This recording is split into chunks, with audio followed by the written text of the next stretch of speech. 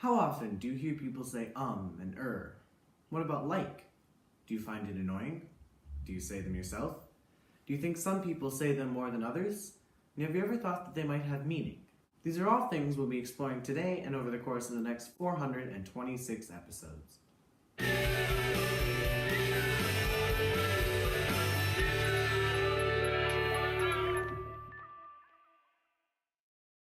These words have a name, filler words, and everyone uses them. That's why it matters.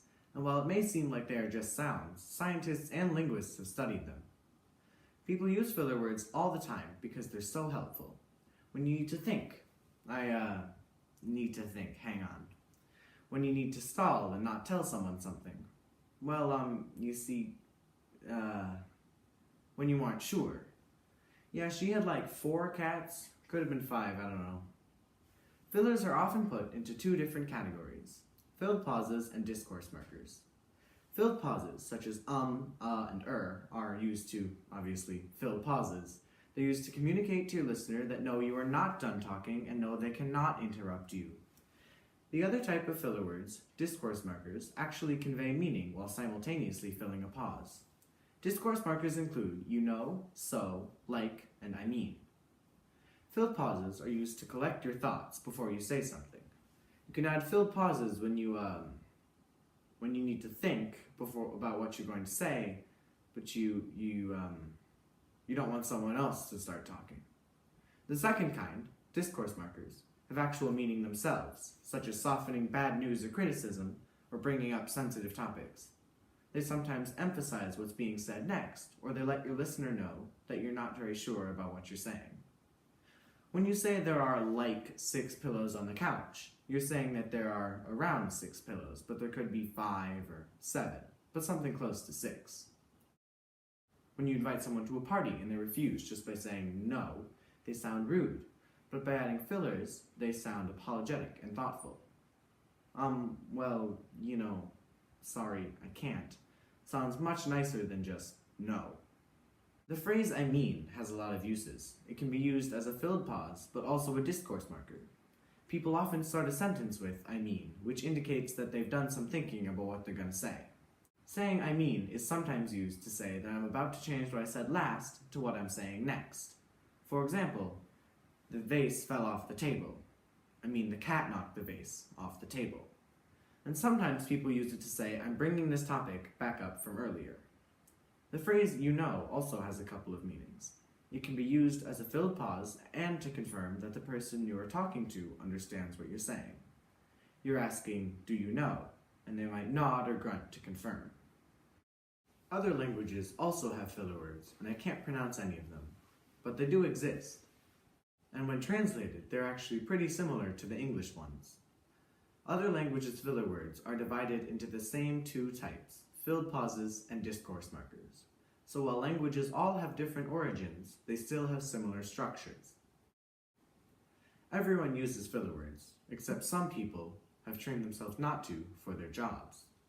In order to sound more professional, and because they don't have to, newscasters and radio personalities don't use filler words. People use filler words when they have to think about what they're going to say next, and sometimes to convey meaning. But newscasters and radio personalities don't need to think about what they're going to say because it's in front of them, on a teleprompter. And they don't need to convey meaning because they're presenting information, not having a conversation. But for the most part, everyone uses filler words. Lots of research has been done on this topic, however some of it conflicts. Dr. Charlene M. Lacerna and her colleagues tried to find out exactly how common filler words are.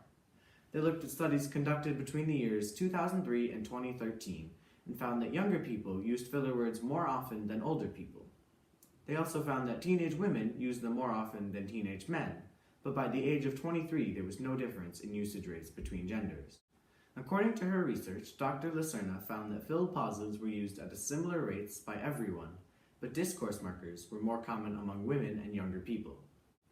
Mark Lieberman, a linguistics professor at the University of Pennsylvania, looked specifically at the usage of the fillers and He analyzed 2 sets of audio samples from over 11,500 speakers. Quote, on average, women in this sample said 22% more than men, and men said an incredible 250% more than women. But men also used filler words, either or more often than women overall, 38% more often to be precise. He also found that over time, the gender divide here seems to level out, and the older people of both genders used more and less. While researching my topic, I found a whole bunch of articles and videos that were designed to teach you how to stop using filler words, which after hearing what I've said today should make no sense. People oftentimes have a negative reaction to filler words. Subconsciously and consciously, people think that they sound unsure of themselves and flat out dumb, when the truth is, using fillers actually displays that thought and care was put into what they're saying. In fact, research has shown that people who are more conscientious use filler words more often than less conscientious people. And, yeah. Today we learned the two types of filler words, filled pauses and discourse markers. We learned how the different types of filler words are used. We learned that pretty much everyone uses filler words. We learned there are differences in usage rates across different groups of people, and we learned about how people perceive filler words. I'll see you next week, and as we say in my hometown, don't forget to be awesome.